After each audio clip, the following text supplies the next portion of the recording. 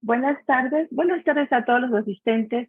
Les agradecemos su asistencia a nombre del Grupo de Seguridad de la Información de la NUYESTI. Le damos la más cordial bienvenida y agradecemos su interés en este quinto webinar de la cuarta temporada 2023. Como siempre, me es grato participar en este webinar y a punto de terminar este mes vamos a platicar sobre un tema muy importante y creo que es de interés de todos, que es sobre Internet de las Cosas, enfocado a seguridad de la información. Para esto, bueno, por esto se desprende el nombre de este webinar denominado Riesgos IoT, cerrando puertas al cibercrimen. Debido a la creciente cantidad de dispositivos IoT y su conectividad, la ciberseguridad se ha convertido en una preocupación importante, dado que los dispositivos IoT a menudo recopilan y almacenan información sensible y se conectan a redes. Es fundamental garantizar la seguridad de estos dispositivos para evitar ataques cibernéticos y proteger sobre todo la privacidad de los usuarios. Además, la diversidad de fabricantes y estándares en este campo pueden generar brechas de seguridad. Pero para ahondar este tema, hemos invitado al ingeniero Roberto Cruz de Qualys, quien el día de hoy nos va a dar esta charla sobre este tema. Pero antes me permito dar una breve semblanza a nuestro invitado. El señor Roberto es consultor de ciberseguridad con más de 15 años de experiencia en la industria de TI. Ha brindado soluciones a empresas que brindan servicios y soluciones y evaluaciones de ciberseguridad para una satisfacción del cliente de extremo a extremo basada en la continuidad del negocio. Las especialidades incluyen la prestación de servicios profesionales, la evaluación regulatoria y de cumplimiento para empresas que buscan las mejores prácticas basadas en los estándares de la industria, como ISO 27000, NIST, PCI, GDPR, etc. Además, es asesor de confianza para iniciativas de ciberseguridad para plataformas de la nube, entornos de colaboración remota y mejoras general de las posturas de ciberseguridad. La trayectoria incluye la participación en compañías como Polycom, Huawei, McAfee, Intel, Forcepoint y actualmente en Qualys. El ingeniero Cruz es egresado de la Universidad La Salle de la carrera de Ingeniería Cibernética y Sistemas Computacionales. Antes de cederle el micrófono a este invitado, recuerden que pueden dejarnos sus preguntas y comentarios en el panel que aparece en la plataforma. Al terminar la presentación, nuestro ponente con gusto contestará dichas inquietudes. Adelante, Roberto, muchas gracias por aceptar esta invitación y hablarnos sobre este tema. El micrófono es todo tuyo. Muchísimas gracias, Julia.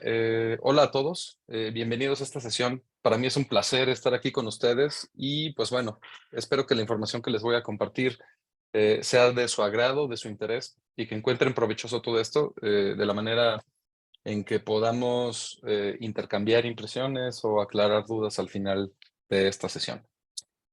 Bueno, pues el título, como ya lo mencionaron, va de la mano de entender cómo podemos nosotros identificar riesgos asociados al mundo IoT que pues de manera exponencial en pocos años se ha vuelto de manera impresionante la mayoría de lo que genera información en Internet, ¿no? Hay números que nos muestran arriba del 58% de información generada para temas de analítica y demás, que hoy día están regulando la forma en que nos comportamos, en la forma en que operamos, la forma en que convivimos y pues bueno, como tal, daré inicio con esta agenda. La agenda que estaremos revisando incluye un poquito de perspectiva de cuál fue el inicio, el arranque del mundo IoT, un panorama muy breve de riesgos. Puntualizaré algunos ataques que fueron famosos en este sector de IoT. Como tal, hablaremos sobre los entornos mayormente afectados, mecanismos que se requieren para poder prevenir este tipo de amenazas y algunas recomendaciones al final que pues, son de interés general y que aplican pues, para todas las industrias realmente, ¿no?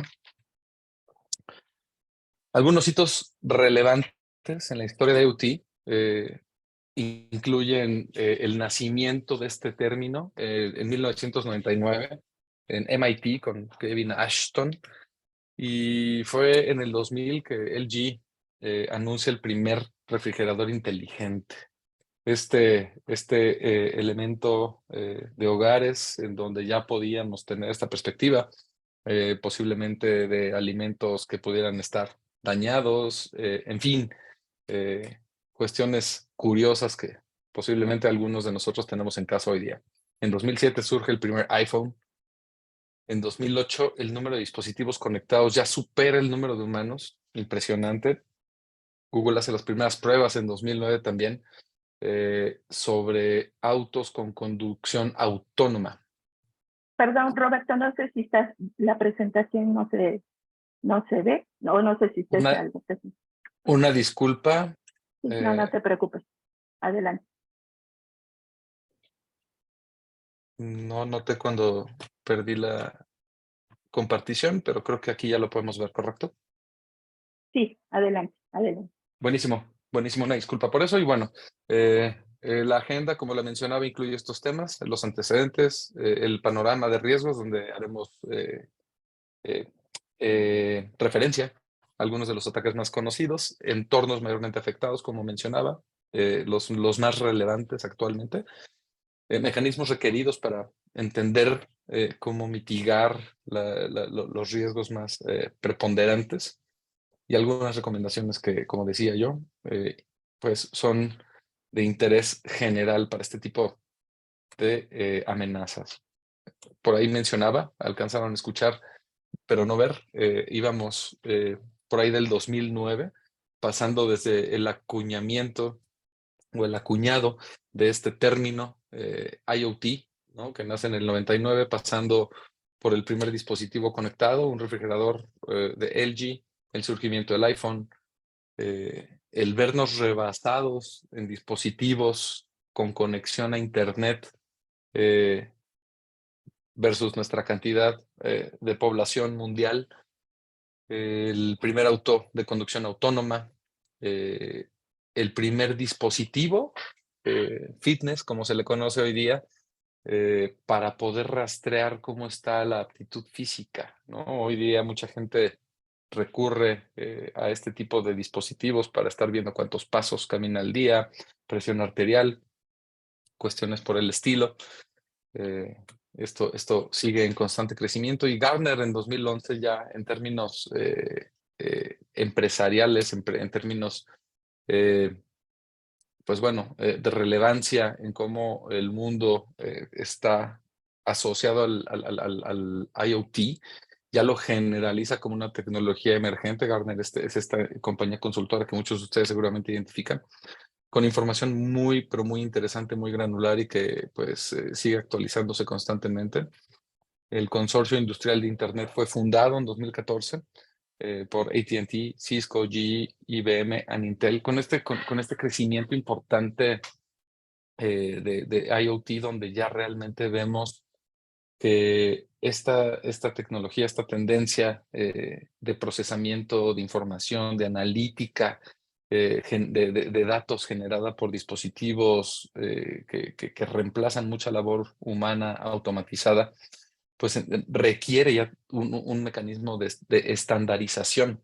Entonces, poco después es que surge el primer ciberataque de gran escala, conocido como Mirai Botnet. Ya hablaremos de él más adelante.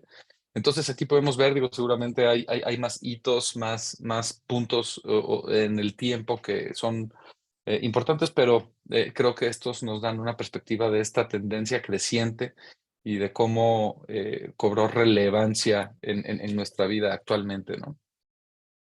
Pero ¿de qué se trata cuando hablamos de IoT? ¿De qué estamos hablando realmente? IoT es un término muy amplio para cosas que están conectadas, aspectos físicos que forman parte de nuestra vida cotidiana y que están conectados a Internet. Hace un momento mencioné analítica de información y justamente es eso, ¿no? El que estos elementos, al estar conectados a Internet, puedan entregar información para ser analizada por diversos sistemas. Es una tecnología basada en sensores fáciles de usar, de bajo costo. Hoy día lo vemos en cuestiones tan banales como sensores que están incluso en un balón de fútbol para entender o para tener datos asociados a ciertas cuestiones que ocurren en un partido.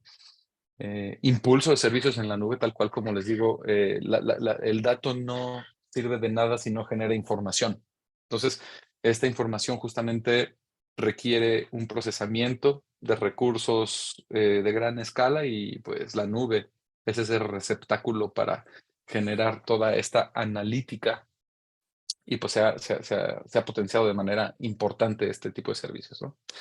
Esta analítica usa tecnologías de machine learning, inteligencia artificial, porque pues bueno, volúmenes tan importantes de información requieren un poder de cómputo espectacular que con estos mecanismos como machine learning e inteligencia artificial pues nos permiten entender e interpretar, darle forma para poder aprovecharla de manera que podamos sacar algún resultado positivo para nuestros intereses o como veremos también, negativo cuando se trata de ataques, actores maliciosos, eh, mecanismos anómalos a lo que nosotros esperamos con este tipo de operación.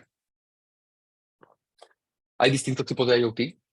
Este IoT tiene pues distintos propósitos realmente conforme ha avanzado en el tiempo, lo que se puede hacer con este tipo de procesos, en donde podemos mencionar el IoT comercial.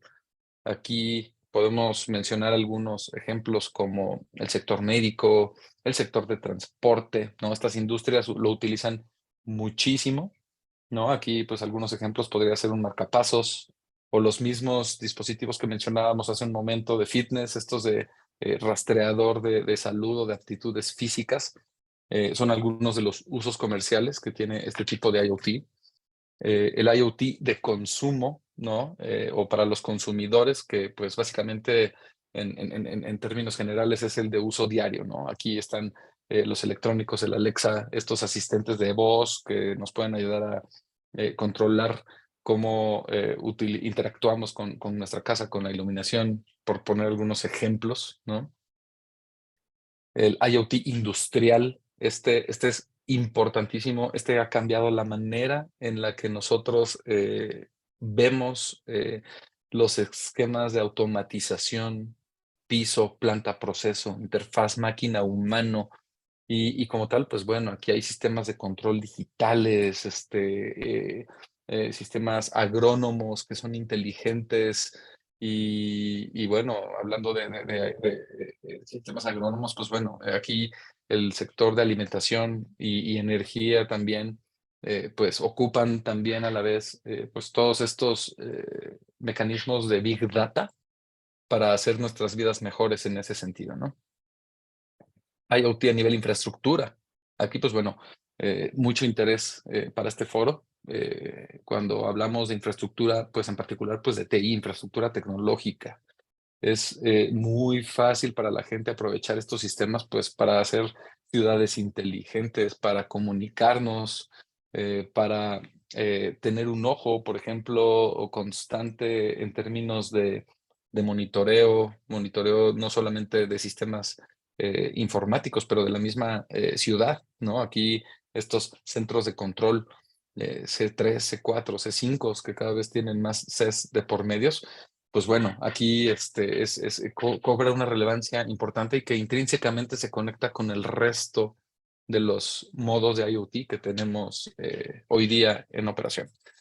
Entonces, pues bueno, si se fijan, al mencionar estos datos donde podemos hacer referencia a que hay más dispositivos conectados que humanos en el mundo, donde más de la mitad de la información que se procesa en Internet tiene que ver con lo que generan este tipo de sensores distribuidos por todo el mundo, pues bueno, la complejidad para gestionar la amplitud de información que se maneja se traduce en un alto riesgo. Entonces, bueno, esto nos da una perspectiva interesante sobre cómo es que podemos llegar a, o cómo hemos llegado más bien a este panorama de riesgos y cómo es que estos ataques se han ejecutado. Entonces, algo muy importante a destacar, ¿no? Si pensamos en las distintas, en los distintos ataques que se han hecho masivos en los distintos ataques virales, globales, y que surgen de la noche a la mañana con estas noticias que causan impacto en la operación a nivel global, pues aquí vemos algunos ejemplos importantes, ¿no? El I Love You, Stuxnet, el ataque RCA, el de Sony, el de el NotPetya, WannaCry, más recientemente Log4j. Lo que todos tienen en común son las vulnerabilidades. Una vulnerabilidad que fue explotada por un atacante. Una vulnerabilidad que fue utilizada para causar una negación de servicio, para activar algún exploit kit, para utilizar algún mecanismo de ingeniería social, ransomware. Vaya, los ejemplos son muy variados asociados a la explotación de una vulnerabilidad. Entonces, bueno, dicho eso, algunas amenazas globales que hemos podido identificar aquí viendo de arriba hacia abajo, pues bueno, Mirai, ya mencionábamos como el primer gran ataque de gran escala, ¿no? Y que básicamente fue un ataque orquestado basado en un esquema de negación de servicio y aprovechó problemas de seguridad en los dispositivos de IoT, ¿no? En donde justamente para los que tenemos noción de un ataque de negación de servicio, lo que hace es saturar sistemas por medio de peticiones en volúmenes muy elevados, volumétricamente inmensos. Entonces, este ataque se aprovechó para convertir en un ejército de bots a los dispositivos IoT que tiraron sistemas enteros, ¿no? Con este tipo de peticiones, en particular DIN, que fue la víctima, era un proveedor de resolución de DNS, que esto pues básicamente se trata de la resolución de las direcciones IP hacia servicios importantes de gran escala, como en su momento fue Twitter, Netflix y algunos otros servicios de ese estilo.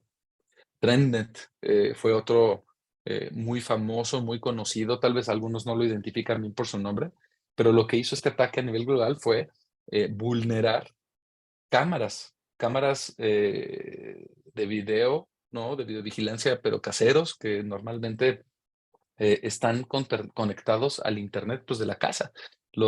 Es un mecanismo de entrada para nosotros o suele ser un mecanismo para pues ver a nuestros hijos cuando no estamos ahí, a lo mejor revisar gente que está haciendo servicio, qué sé yo. Pero el problema no solamente es obtener información de audio y video, sino que al meterse en nuestra red, pues tienen acceso también a los dispositivos, a nuestras laptops, a nuestros, artículos personales de almacenamiento e información, etcétera. Verkada, otro ataque famoso por tener una relación similar a lo que hace a lo que hizo el ataque de TrendNet, solamente que estuvo diferente el enfoque, ¿no? Verkada era un proveedor de servicios de video monitoreo y pues monitoreó donde estos registros se quedaban en la nube, ¿no? Entonces, el uso es de múltiples propósitos, ¿no? Cámaras que están en hospitales, escuelas, fábricas, tiendas, prisiones incluso. Y pues bueno, debido a la falta de seguridad, se logró robar información de muchos clientes y pudieron acceder a una cantidad espectacular o ridícula de más de 150,000 cámaras en cuestión de horas.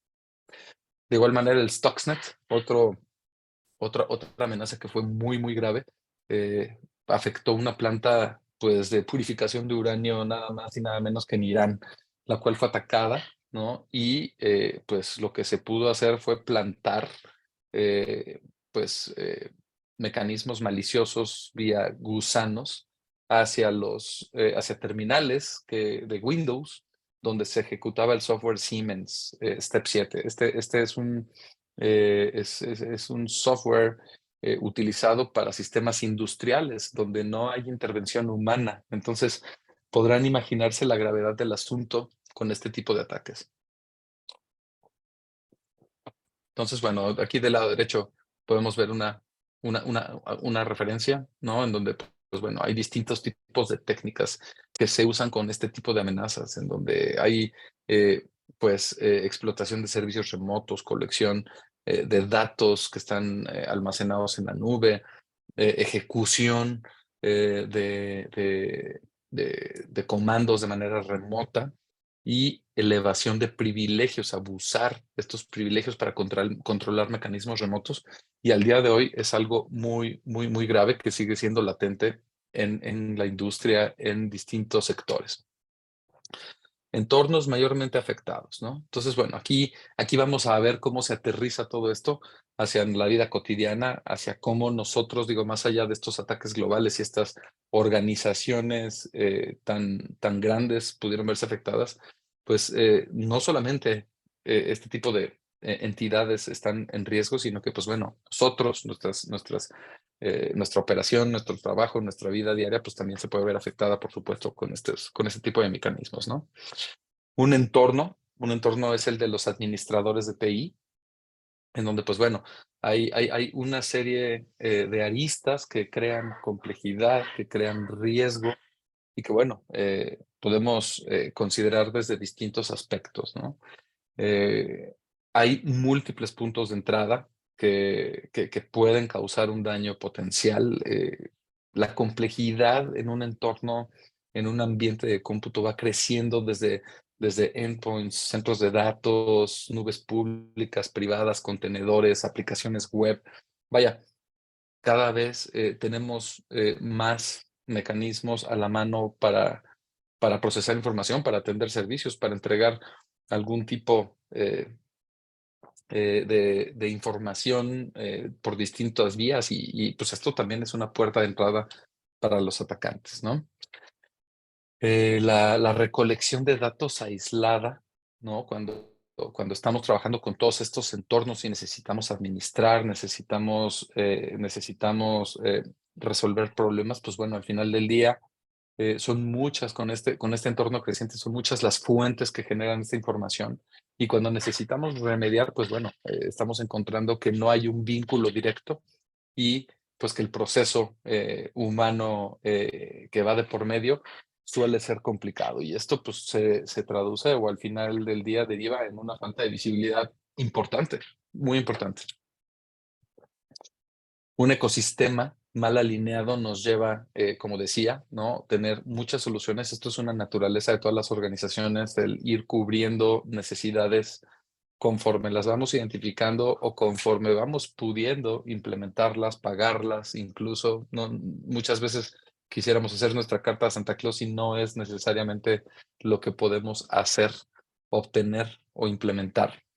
Entonces, bueno, esto nos lleva también a poder caer en riesgos asociados a actualizaciones que no podemos alinear, ¿no? Muchas veces un riesgo, una vulnerabilidad requiere, pues no, hablando de parcheo o actualizaciones, requiere ejecutar este proceso en distintos elementos que son dependientes, ¿no?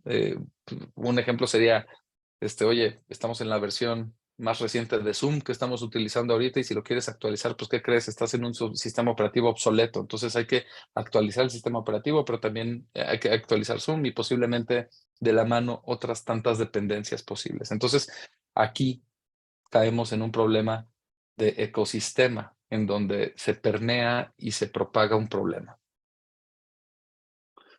Y finalmente el agotamiento, la fatiga de alarmas, la gente que tiene que gestionar estos sistemas complejos, estos ecosistemas variados de operación, pues caen en una fatiga por revisión, por respuesta a incidentes, por estar atendiendo un mar de alarmas y de focos rojos, en donde muchas veces es muy difícil diferenciar lo que es verdaderamente importante de todo aquello que parece urgente.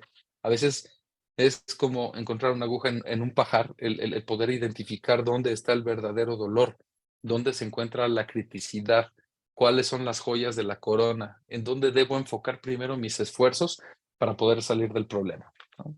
Entonces, ¿qué significa todo esto cuando es lo que se preguntan los practicantes de seguridad y de tecnologías de información que aquí vemos dos roles, ¿no? Que muchas veces es la misma persona ejecutando ambas tareas que deberían estar segregadas. Entonces, cuando tienen que entender por dónde comenzar, la siguiente pregunta es, ¿cuánto tiempo llevo expuesto al riesgo? Es decir, vaya, eh, aquí voy a dar un doble clic, ¿no? Por así decirlo, en donde, bueno, hay estadísticas en donde lo que más se actualiza normalmente, las vulnerabilidades que más se cubren, pues es lo que más utilizamos, ¿no? Chrome, aplicaciones de Microsoft, pero utilizamos una cantidad de aplicaciones brutales. Entonces, lo que sí actualizamos rápidamente, pues son estas que les acabo de mencionar como un ejemplo. Sin embargo, hay estadísticas, números que indican que una vulnerabilidad lleva muchas veces en una organización sin remediación, sin actualización, sin parchado, hasta más de 350 días, alrededor de un año. Si analizamos, por ejemplo, qué ocurre con una vulnerabilidad una vez que es identificada, publicada, vaya, tarda más o menos en obtenerse una remediación alrededor de 30 días. Es lo que más o menos en promedio tarda en obtenerse una remediación de una vulnerabilidad. El tiempo que un atacante tarda en convertir eso en un arma en un mecanismo de ataque, una vulnerabilidad que se transforma en un mecanismo de ataque, en promedio toma 20 días. Si sacamos un delta, un diferencial entre la detección de la vulnerabilidad y la remediación contra el tiempo en que se convierte en un ataque, hay 10 días en promedio que un ataque tiene la posibilidad de ser efectivo sin una defensa disponible. Ahora pensemos que se puede quedar esto hasta un año en una infraestructura, pues bueno, son números muy interesantes y muy críticos, pero también preocupantes, ¿no?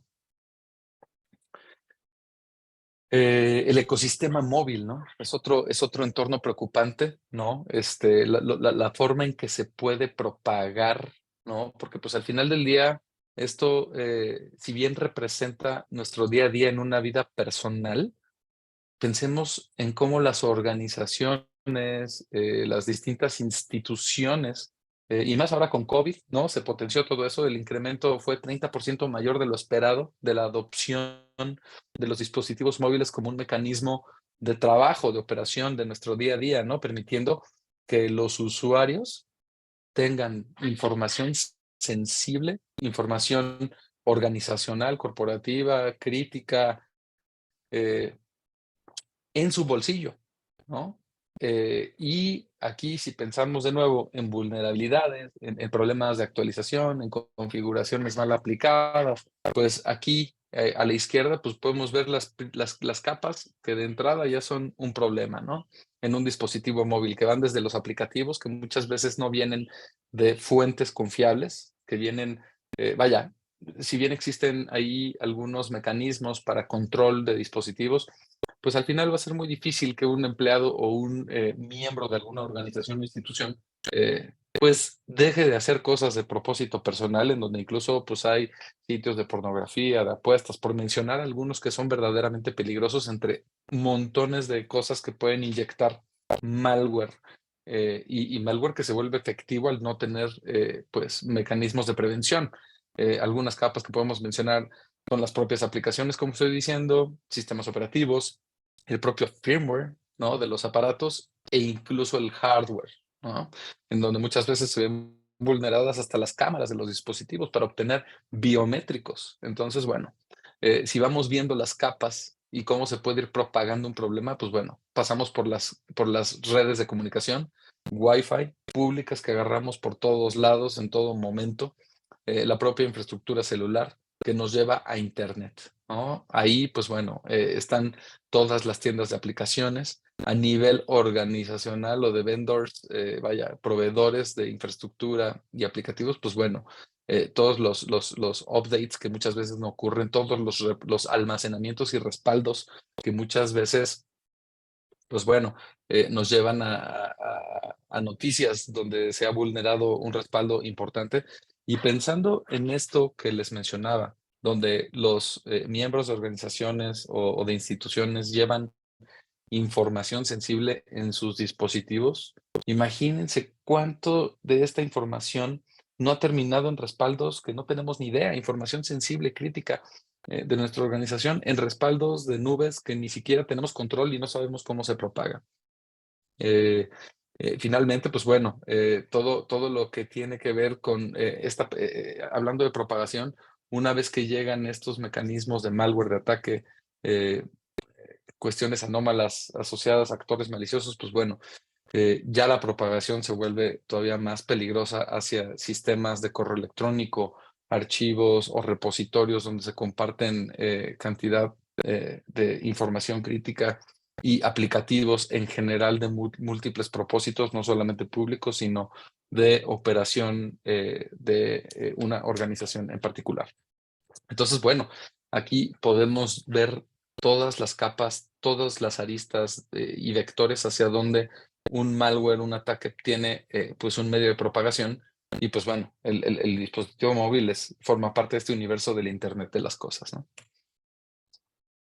Por ejemplo, hablando de dispositivos móviles y ataques, ¿no? Podemos tomar como referencia Pegasus. Pegasus, que se ha vuelto pues muy famoso, siendo México el, el país que más, o el principal usuario de este spyware o este software para espionaje, ¿no? Que se instala en los dispositivos, tanto Android como iOS, el cual fue desarrollado por una compañía israelí desde el 2016. Es capaz de leer texto, rastrear llamadas, recopilar contraseñas, rastrear ubicación del teléfono, obtener información de las aplicaciones.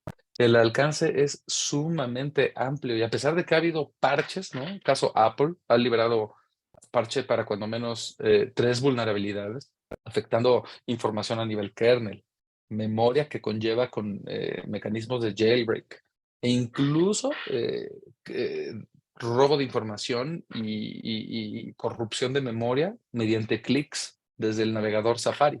Entonces, vectores de ataque conocidos por este tipo de ataque, ¿no? Pues bueno, WhatsApp lo utilizamos todo el tiempo, SMS, ¿no? Que las propias compañías proveedoras de servicios nos bombardean todos los días con SMS y eso, por mencionar los más importantes, sin identificar muchas vulnerabilidades que podríamos tener con todas las marcas, versiones de dispositivos que están en operación en las manos de los usuarios. Una vez que se instala esto, pues bueno, pues se ponen en riesgo muchísimas cosas, ¿no? Ya mencionaba algunos ejemplos de lo que es capaz este tipo de malware y pues bueno, si consideramos aquí todas las vulnerabilidades no conocidas que utiliza Pegasus y vemos, por ejemplo, el tipo de vulnerabilidades que tienen los distintos sistemas operativos principales o los principales de la industria como son iOS y Android, pues bueno, vemos aquí ejecución de código remoto, negación de servicio, corrupción de memoria, buffer overflow, obtención de información, vaya, cross-site scripting, en fin, es muy preocupante a lo que estamos expuestos hoy día en el ecosistema o todo lo que va de la mano de los dispositivos móviles que utilizamos. El máximo vector de ataque hoy día son las páginas web. Esto es información de Verizon en un reporte anual que hace, que se llama el DBIR, y donde conjunta información de múltiples fabricantes, en donde las aplicaciones web generan pues el mayor número de brechas. Hoy día, también el reporte de Qualys, empresa para la que trabajo, dice que de todos los ataques de malas configuraciones que existen en todos los entornos, 1/3 pertenece a las aplicaciones web. Y las aplicaciones web están en todos lados. Están en aplicaciones que están de cara a Internet altamente expuestas, ¿no? Que están constantemente analizadas por bots buenos y bots malos, ¿no? Entonces, todo el tiempo se está obteniendo un mapa de estas aplicaciones web con distintos propósitos comerciales y demás. Aplicaciones de fabricantes, ¿no? Que pues nos entregan distintos tipos de productos, ¿no?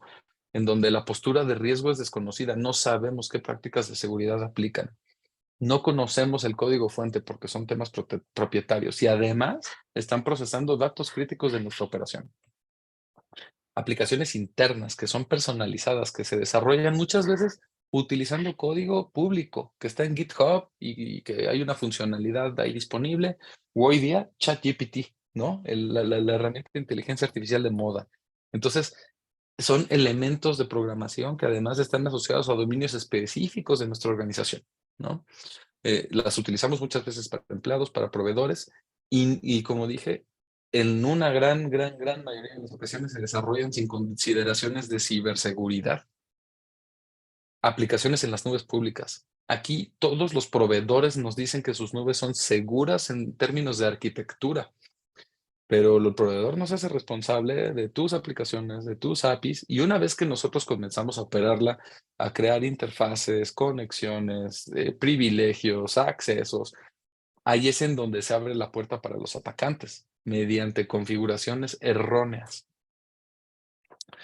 Aplicaciones que están en desarrollo constante en distintos entornos, ¿no? Donde el incremento de la superficie de ataque es cada vez mayor. Se cae en la situación de tener premura por liberar servicios. Es código que se libera rápidamente sin procesos de QA, donde no se puede alentar un proceso determinado y pues salimos hacia la superficie externa con todos estos riesgos. Y finalmente las APIs, ¿no? Es un número que crece exponencialmente porque cada vez conectamos más cosas por medio de las APIs y pues bueno, aquí el número de APIs está sujeto al número de fallas. Es un número de fallas equitativo, podríamos decir, al número de web apps a las cuales se vinculan los demás servicios, ¿no? Entonces, es una superficie de ataque constantemente exponencial. Otro entorno en gran riesgo, pues es el sector industrial. Hablábamos del IoT industrial, hablamos de estos entornos en donde se habla de piso, planta, proceso, automatización, en donde hay protocolos que nosotros que estamos en el mundo de TI no entendemos nada, en donde no debería haber comunicación hacia el exterior para Internet. Y muchas veces las industrias o las compañías que tienen este tipo de entornos pues deciden meter elementos de TI cuando no están diseñados para eso, porque hay escadas, hay PLCs, hay una cantidad de cosas que son alienígenas para nosotros y que son difíciles de entender al menos en las primeras 3 capas o 4 primeras capas de operación industrial, en donde están brazos de robots, sensores, actuadores, una locura. Entonces es muy importante poder tener sensores de distintos tipos que nos permitan identificar el tráfico, versiones, comportamiento anómalo, indicadores de compromiso, etcétera, etcétera, de manera que podamos analizar esto e interpretar el comportamiento. Les voy a mencionar algunos mecanismos requeridos. Intentaré mantener el resto de la plática rápido, pero con esto nosotros podremos llevarnos en mente cómo podemos reaccionar o prevenir principalmente lo que más nos importa, ¿no? Nuestras infraestructuras, nuestra información, nuestras sesiones, nuestros usuarios. Hablando del mundo de TI, que fue el primero que hablamos, es muy importante mantener una salud, estar saludable antes de requerir una medicina, lo podemos trasladar a nuestras personas, es muy importante, ¿no? No podemos proteger lo que no podemos ver.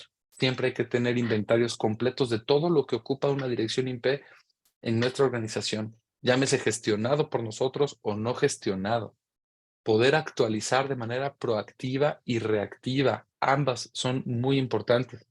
Tener configuraciones seguras, recuerden, las malas configuraciones son la puerta de entrada para un actor malicioso. Gestionar software autorizado en operación crítica. Mantener privilegios administrativos actualizados. Recuerden, todo esto tiene que ver con el IoT porque el IoT se propaga. Es una gran puerta de entrada para nuestros data centers, para los dispositivos que utilizan nuestros usuarios. En fin, son los dispositivos que utilizan nuestros usuarios. En el mundo industrial ya hablábamos, ¿no? Tener una clasificación y un catálogo detallado de todo lo que está operando ahí de manera autónoma, sin intervención humana. ¡Wow! Estamos hablando de operación en donde incluso se pueden jugar o se pueden poner en riesgo incluso vidas humanas. Pensemos en una refinería, en un horno que estando en 1000 grados suba a 200 más. Eso es una locura. Tener cobertura completa, visibilidad entera para poder tener este catálogo de activos que vaya a todas las capas. Ahí veíamos el modelo Purdue en un modelo, en un diagrama de pues una red típica industrial. Son 5 niveles, hay que poder cubrir esos 5 niveles y ejecutar análisis automáticos de todas las vulnerabilidades que potencialmente pueden exponer la salud de la operación, llevándonos a paros no previstos, mantenimientos no planeados, que muchas veces se traducen en millones de dólares. En términos de aplicaciones web, ya hablábamos justamente de que representan la superficie más grande de ataque hoy día, ¿no? Entonces es importante siempre tener identificadas vulnerabilidades y fallas de configuraciones, como ya hablábamos, tanto a nivel aplicaciones web como APIs. Posiblemente se han preocupado por hacer pruebas de penetración, ¿no? Posiblemente no, pero al final hay huecos de seguridad y normalmente lo que se necesita es poder asegurarse de tener una revisión continua, constante. Muchas veces cuando hemos terminado de remediar problemas ya surgieron nuevos. Tener escaneos o motores de escaneo avanzado y los navegadores nos pueden dar un mapa del sitio muchas veces, también lo deberían hacer estos mecanismos de escaneo para poder identificar el contenido dinámico, los frameworks avanzados que se están utilizando, etcétera. El parcheo es importante también. Aquí el parcheo virtual es un mecanismo de reacción que debemos tener siempre presente, porque pues una aplicación web es un servicio pues muchas veces crítico, continuo, que puede representar algo muy importante que no debe tener interrupción y no podemos muchas veces detener para remediar. Entonces, el parcheo virtual es muy importante, es un control inmediato, compensatorio, que tapa un hueco, si bien no lo rellena, lo puede tapar para evitar que el problema sea persistente. Y bueno, finalmente poder identificar también el malware que pudiera estar apuntando o convirtiendo en un objetivo a nuestros visitantes, ¿no? Por medio de distintos mecanismos, esto debe ser constantemente ejecutado porque pues es el mecanismo de inyección hacia nuestra plataforma de estos códigos maliciosos, de manera tal que esto lo podamos ejecutar de manera constante y continua. Finalmente, pues les dejo algunas recomendaciones, hallazgos que pues hemos identificado en Qualys. Qualys, la compañía para la cual yo trabajo, es una plataforma muy grande, muy grande en la nube, con más de 130 países, una inmensidad de clientes en donde nosotros podemos identificar básicamente cómo surgen las nuevas amenazas, cómo se remedian, en qué tiempo se remedian, cuántas veces ocurren, cuántas veces se da una reincidencia, cómo la utilizan los atacantes, qué tendencias están creando estos atacantes para afectar a las organizaciones. Entonces, básicamente, la prevención es la clave para reducir el riesgo. No esperar a que nos ocurra un daño es muy importante y pues la velocidad es muy importante para eh, pues contrarrestar a los adversarios. Y un mecanismo muy importante para poder contrarrestar y estar remediando de manera proactiva es tener visibilidad. Como les decía, no es posible defender lo que no puedes ver. Número 2, la automatización hace la gran diferencia, ¿no? En alguna diapositiva donde expresaba yo el ecosistema de los administradores de TI, hablábamos de la fatiga por alarmas, ¿no? Por atención o respuesta a incidentes. Aquí el poder automatizar esa tarea, el poder tener criterios que ya nos quiten el problema de encima y podamos enfocarnos a otras cosas, es pero muy importante, pero sobre todo por la velocidad de reacción. Hablaba también, hice mención sobre cómo muchas organizaciones se preocupan por remediar lo más conocido, lo de mayor utilización. Ponía ejemplos como Chrome, como aplicaciones de Microsoft, que es lo que está más disperso por todos los distintos tipos de industrias. Los atacantes, ¿no? Initial Access Brokers son estos jugadores que se encargan de obtener la primera credencial, el primer acceso, llevarlo a la dark web, comercializarlo o convertirlo en un arma de ataque por primera vez. Estos jugadores lo que están haciendo más recientemente es identificar justamente las aplicaciones que menos estamos actualizando, lo que parece ser de menor uso, eso representa una gran puerta de entrada.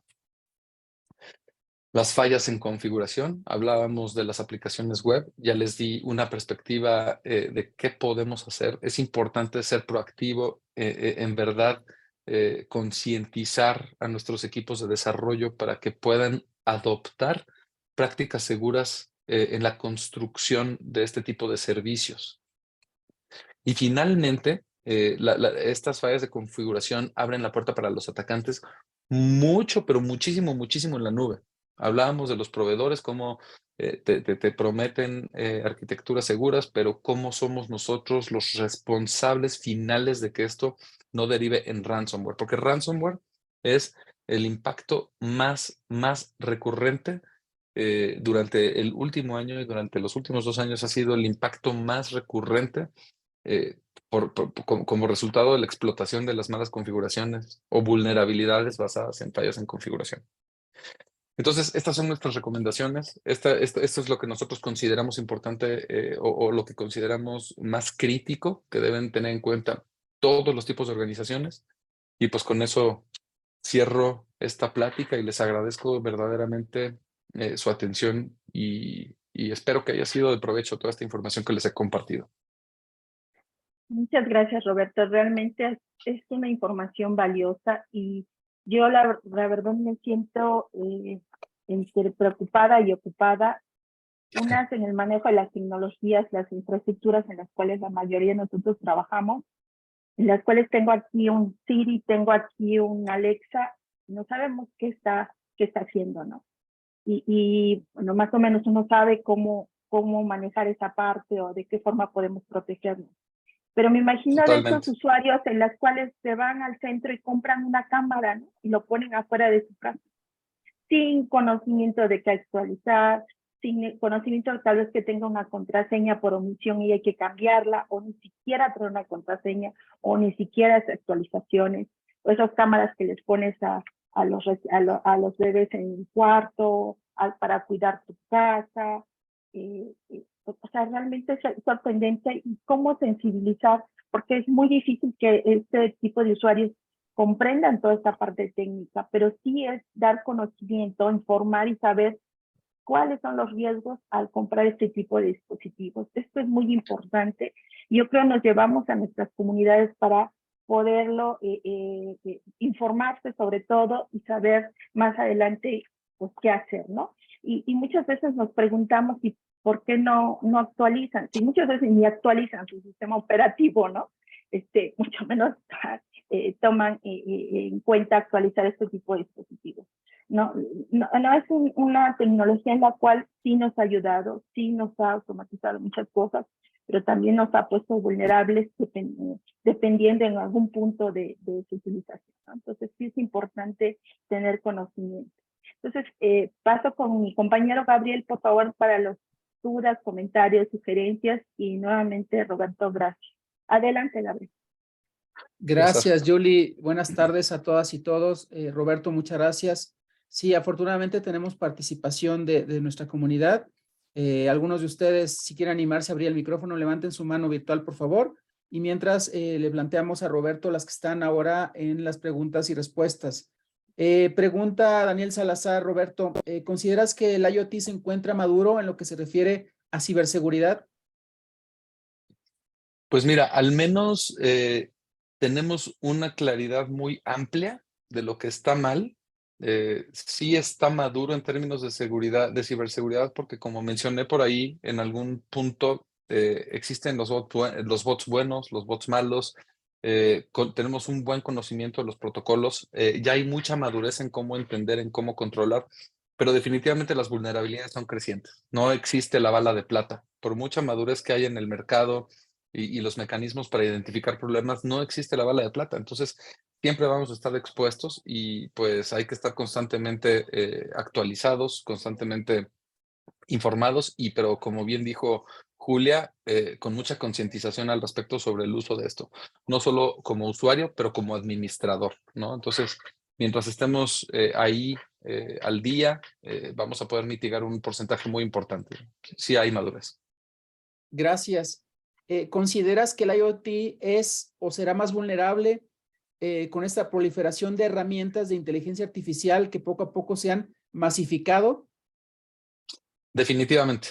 Definitivamente el riesgo siempre incrementa, el poder de cómputo cada vez es mayor. El mismo ChatGPT que nosotros ya tenemos todos a la mano en el mismo teléfono, siempre vamos a tener un incremento. Cada vez el poder de cómputo permite romper niveles de cifrado más elevado.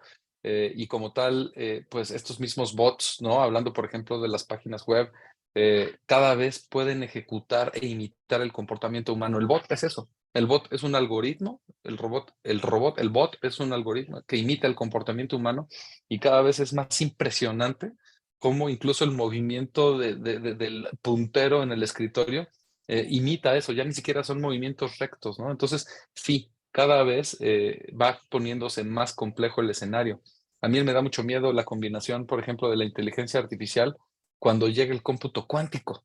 ¿Qué va a pasar en la combinación del cómputo cuántico con la inteligencia artificial? Espero que no nos conviertan en una mascota, ¿no? Pero bueno, sí, cada vez es más complicado, ¿no? Gracias por la respuesta. Es un tema de reflexión. Son herramientas sofisticadas, por lo que tenemos que, de alguna forma, familiarizarnos con ellas y tener presente qué se podría hacer del lado negativo. Preguntan también en relación de la gestión de vulnerabilidades. ¿Qué pasa con esas tecnologías legacy en los que los servicios no es posible actualizarlos porque las opciones ya no tienen soporte? ¿Cómo gestionar este problema? ¿Cómo agilizar la gestión de esta vulnerabilidad que tú mencionaste es muy importante como parte de esta protección o de esta prevención, que es lo que tenemos que promover? Sí, vaya, es muy importante eso que comentan. Muchas organizaciones ejecutan análisis de vulnerabilidades solo para cumplir con la norma, ¿no? Cuando pensamos en una gestión de vulnerabilidades, hay que tener en mente una perspectiva progresiva en el tiempo, el poder tener una medición de cómo vamos mejorando, de cómo vamos teniendo este volumen de vulnerabilidades reducida al mínimo necesario y la automatización que hablaba yo, ¿no? Si no podemos encontrar un cierto grado de automatización en la forma en la que se remedian estas vulnerabilidades, pues tenemos el problema de la fatiga de remediaciones que mencionaba por ahí respecto a las alertas. Para los que aquí ejecutan ejercicios de remediación basado en un listado de vulnerabilidades, pues sabrán o tendrán muy claro lo que eso implica, ¿no? Desde analizar cuáles son las correctas, ver cuáles son las dependencias, el poder determinar qué servicios interrumpir para reiniciarlos una vez que aplica un parche. Entonces, mientras más tiempo dejamos pasar y que se acumulen las vulnerabilidades, pues más difícil va a ser llegar a una remediación para que cuando terminemos de ejecutar lo que pudimos remediar, ya hayan surgido otras tantas nuevas, ¿no? Entonces, sí, volviendo y concretando a la respuesta, la gestión continua nos va a llevar a un ejercicio mucho más saludable, menos exhaustivo y mucho más efectivo. Gracias, Roberto. Mira, en este contexto, como bien comenta la respuesta que acaba de amablemente darnos Roberto, el tener una gestión, digamos que continua de esas vulnerabilidades sería un punto importante. Desarrollar alguna gestión de incidentes para no tener los pasos de alguna forma desarrollados, para saber qué hacer, cómo, cuándo, en función de qué actores. Y en el concreto caso de los legacy, de las tecnologías que ya están como que obsoletas, no son susceptibles de mantenimiento, tal vez por costo o por la tecnología que ya no existe, pues habría que trabajar en los compensatorios y o tal vez ser más eficaces en el tema de los respaldos, ir de alguna forma desarrollando herramientas paralelas para no tener que depender de este sistema legacy o obsoleto y de alguna forma tener alguna propuesta de continuidad, que es parte de lo que buscamos aquí, como lo mencionó Roberto en la conversación. La prevención, la cultura de la prevención es algo muy importante en seguridad de la información. Otra de las preguntas que pone en la mesa Roxana Mata, la tendencia en seguridad informática apunta a soluciones en capas superiores, transporte, aplicación, etcétera, y de operación de usuario. ¿Existe campo de desarrollo en seguridad en capa física? Sí, por supuesto. A ver, ahorita mencionaba el comentario asociado a la pregunta anterior, hablaba mucho de los controles compensatorios, ¿no? O hizo referencia a estos compensatorios. La capa física es una, y a lo mejor estoy entendiendo mal la pregunta, pero pues sí, viendo desde la capa de arriba aplicativo o hasta la capa física, pues aquí hay pues prácticas que nos ayudan a evitar o a mitigar huecos que estemos nosotros creando u omitiendo, ¿no? Al tener una buena perspectiva de configuraciones, de estructura, de segmentación, ¿no? La propia segmentación de las redes, tener controles de privilegios bien establecidos, de acceso, controles de acceso, perdón. Hablando de infraestructuras de TI, son muy importantes, ¿no? Y justamente la capa física puede ser un elemento, pues, crítico, definitivamente, porque pues aquí las demás capas como enlace, transporte y demás que vemos en el modelo OSI se ven pues vulneradas en consecuencia, ¿no? En cadena. Gracias, Roberto, por la respuesta. Tenemos otra pregunta que tiene que ver con cómo empoderar al área de seguridad en las instituciones para poder mejorar la ciberseguridad. Un reto con el que enfrentamos, creo que en cualquier área de las universidades. Bueno, yo lo veo en distintas perspectivas. Número uno, un hombre no puede, no existe, como dicen en inglés, ¿no? La orquesta de un hombre, el one man orchestra.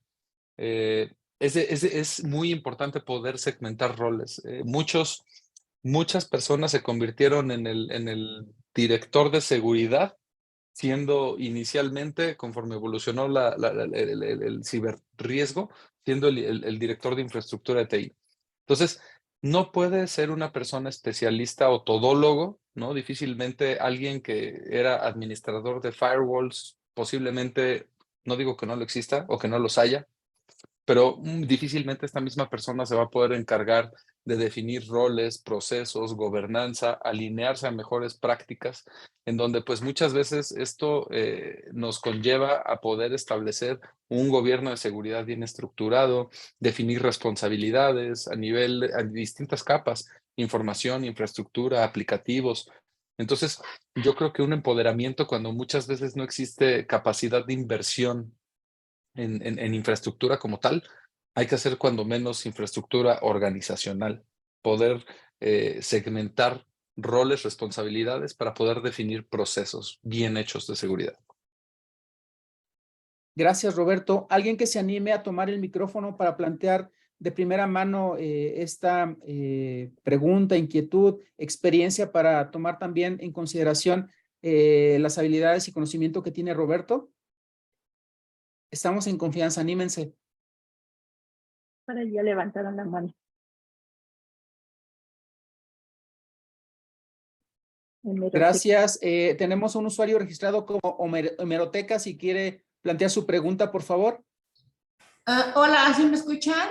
Sí. Sí, fuerte y claro. Hola, muchas gracias por la conferencia, muy interesante. A mí lo que me preocupa y me empezaría a ocupar sería la cuestión esa de que, a ver, yo trabajo en una universidad, tanta información que se maneja con los estudiantes. ¿Quién tendría que saber toda esta información de la ciberseguridad y todo esto? Porque manejando tantos alumnos, tanta información, no sé, manejando tantas cuentas de los estudiantes, manejando plataformas digitales, manejando infinidad de información, pues ya preocupa porque entonces no estamos seguros. Digo, tenemos un centro de CTI de sistemas, pero ellos tendrían que saber todo esto, ellos tendrían que estar preparados para todo lo que viene. Pues sí, definitivamente. Si pensamos además en el sector estudiantil, en la vertical de educación, donde se debe contemplar la libertad de cátedra, ¿no? En donde debe haber, pues, las limitantes de acceso son muy delgadas, son reducidas. Yo creo que lo más importante es poder definir, como decía, todas estas prácticas en donde haya tanto la parte de roles y responsabilidades, ¿no? Para que haya personas que estén enfocadas a la seguridad de la información, a la seguridad de la infraestructura, a la seguridad a nivel procesos. También el poder tener esta infraestructura saludable. Siempre tener un buen conocimiento de qué es lo que se está conectando a nuestra infraestructura, siempre tener un control de privilegios hacia esta información que es tan sensible, tener los mecanismos para poder identificar quién, el qué, el quién, el cuándo y el dónde, ¿no? Entonces, Sí, en efecto es preocupante. El sector educativo es uno de los más vulnerables, ¿no? Justamente por esta libertad de cátedra a la cual hacía yo referencia, donde se abren muchas puertas, ¿no? En donde los alumnos además siempre tienen esta curiosidad, ¿no? Por ver hasta dónde se puede llegar. Algunos tienen esta misión de lograr la maldad solo porque se puede, ¿no? Y pues es parte de la juventud, ¿no? Entonces, sí, definitivamente el sector educativo es uno en el cual se debe poner muchísima, pero muchísima atención en todos estos controles, ¿no? Sobre todo a nivel procesos, roles y responsabilidades. Gracias. De nada. Si me permites contribuir en este tema y retomando la respuesta de ese momento en el punto del empoderamiento, creo que parte de esto tiene que ver con el conocimiento. La misión que tenemos en el grupo de Anuy STIC es, de alguna forma, llevar este conocimiento a los jóvenes, a los profesores, para que empiecen con un punto de partida simple. Al menos sepan que eso está sucediendo. Entiendo que también este apoyo tendría que venir de las autoridades de tu organización, de tu institución, para que este perfil de la persona quede documentado en tu área de trabajo y quien vaya tomando el rol en diversas etapas tenga a lo mejor el mínimo de lo que tiene que hacer documentado con un soporte de conocimiento que puede venir de un taller de Anuyes, de algo que internamente desarrolle la institución. Entonces creo que parte de este empoderamiento y de ir tomando una responsabilidad como parte de lo que hacemos es ese conocimiento y el interés de saber que tengo la responsabilidad y algunos caminos para resolver mis necesidades y empoderarme con un desarrollo gradual y paulatino que es parte de lo que hacemos como profesionales en este campo y en cualquier otro. Totalmente, y complementando también a su vez lo que dice Gabriel, que está súper acertado, esta es una práctica constante, nunca acaba.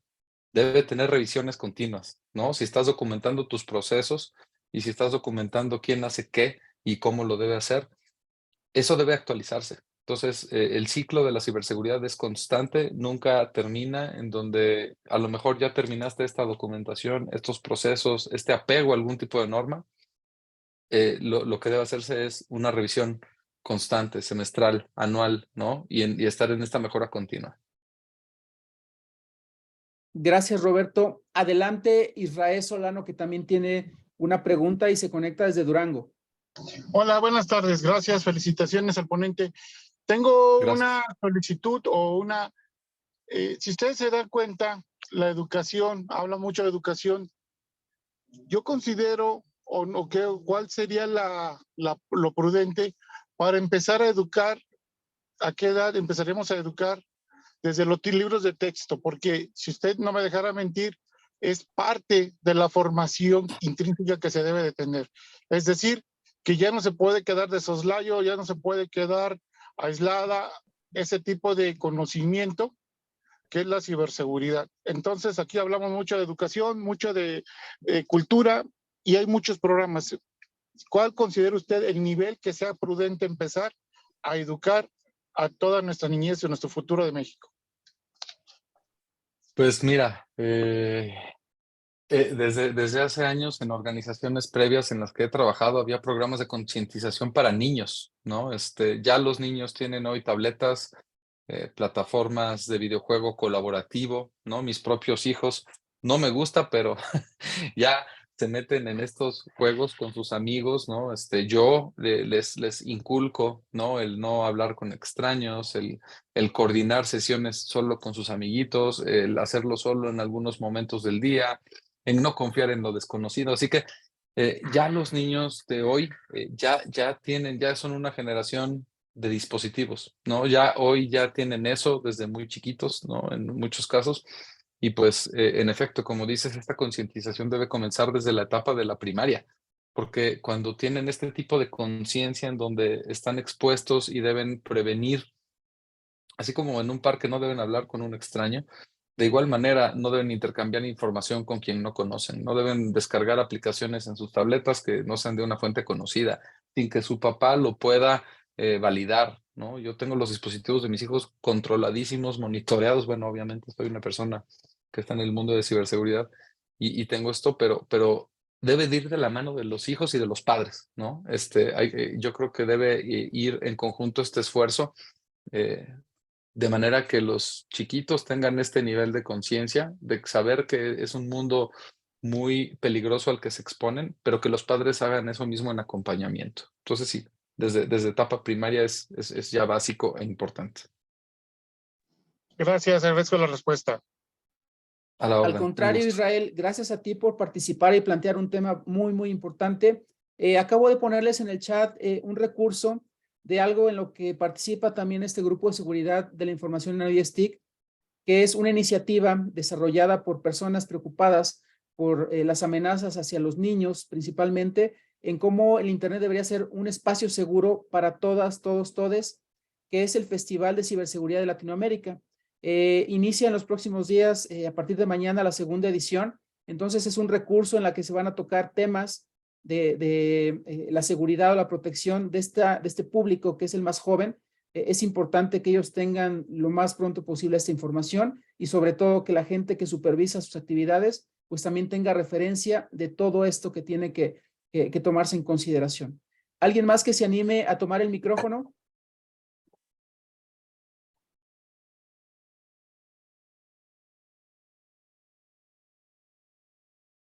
Creo que en este momento no. Si me permites, Roberto, tomando la experiencia que tienes en este campo, quisiera plantearte algunos puntos de reflexión y llegar a la conclusión poco a poco.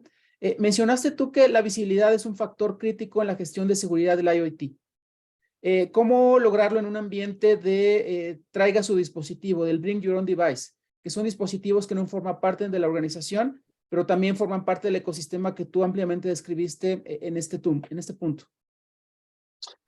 Pues bueno, aquí entran en juego mecanismos tecnológicos, ¿no? Si bien hay aspectos asociados a procesos como control de accesos, segmentación de red, asignación de direccionamiento, siempre vamos a tener mecanismos donde pues, los usuarios encuentran cómo darle la vuelta, ¿no? A ese tipo de controles. Entonces, sí es necesario subir los niveles de detección a mecanismos que nos den una perspectiva en tiempo real, ¿no?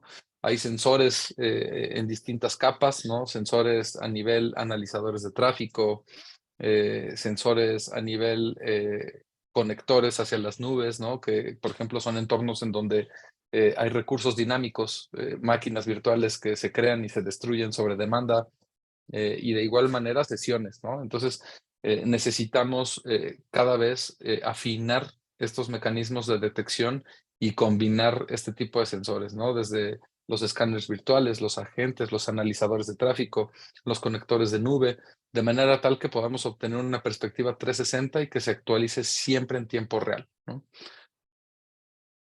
Gracias.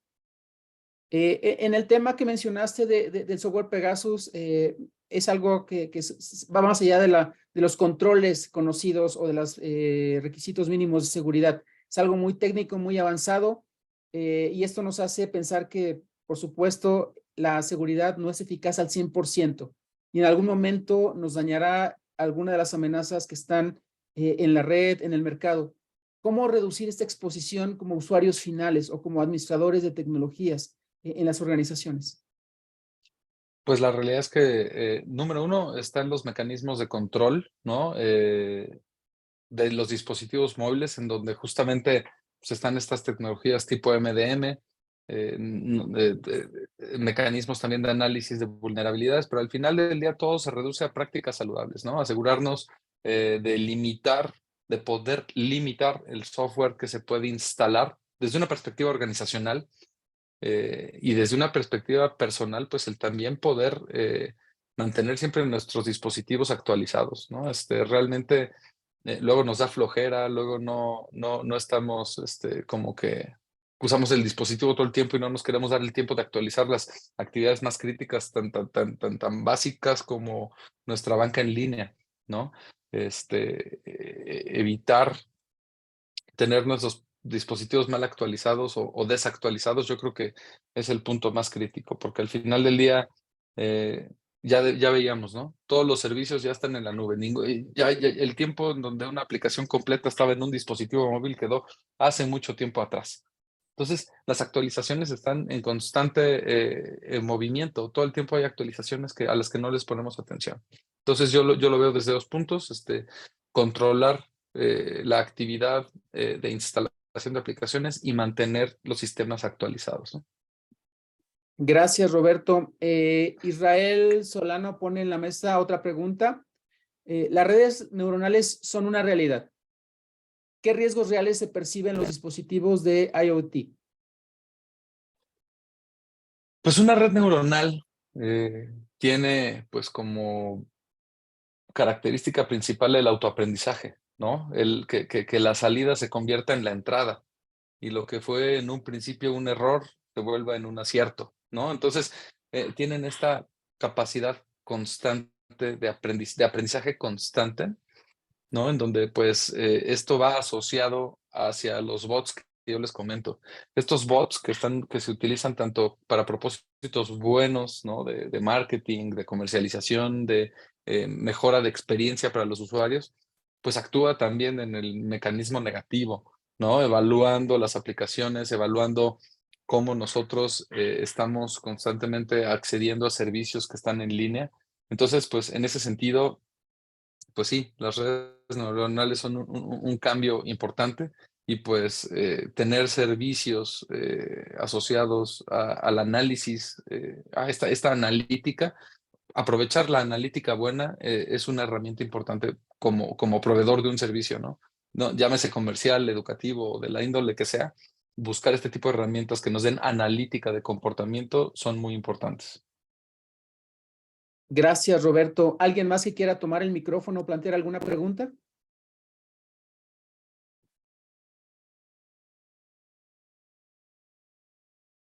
Gracias a todas y todos. Creo que como conclusiones podemos llevarnos, como lo mencionó ampliamente Roberto, es que la gestión de vulnerabilidades es un punto crucial para poder disminuir cualquier daño de la exposición hacia las tecnologías de la información y los servicios que dependen de ellas, por lo que debemos ocuparnos en todos los niveles de aplicar las actualizaciones, que es parte de lo que deberíamos estar haciendo, estar tal vez pendiente de boletines que nos invitan a hacerlo. Sobre todo aquí la oportunidad cuenta mucho y estar atentos de espacios como este en el que algún profesional y experto en los temas de protección de datos, de seguridad de la información, nos permiten recibir estas recomendaciones de primera mano y los invitamos a seguir haciendo comunidad con nosotros. Si no hay inconveniente, damos por cerrado el webinar. ¿Quiere agregar algo, maestra Bernuy? Pues muchísimas gracias. Agradece primero a Roberto aceptar la invitación, compartir toda esta información. Creo que nos llevamos información valiosa en nuestras comunidades, en nuestros entornos personales y bueno, ocuparnos e informarnos, sensibilizar y bueno, seguirnos en nuestros siguientes webinars. Los invitamos a que nos sigan acompañando y pues seguir informándonos sobre este tipo de tecnologías y temas. Muchísimas gracias, Roberto. A nombre de ANUYESTIC y del Grupo de Seguridad de la Información, les agradecemos y les deseamos buena tarde. Muchas gracias a ustedes por invitarme. Ha sido un placer estar aquí con ustedes y compartir información que espero haya sido de valor para todos ustedes. Que estén todos muy bien. Estoy a sus órdenes. Pueden contactarme para cualquier tema, apoyo o asesoría que requieran. Con mucho gusto. Gracias. Hasta luego. Gracias, Roberto. Gracias, comunidad.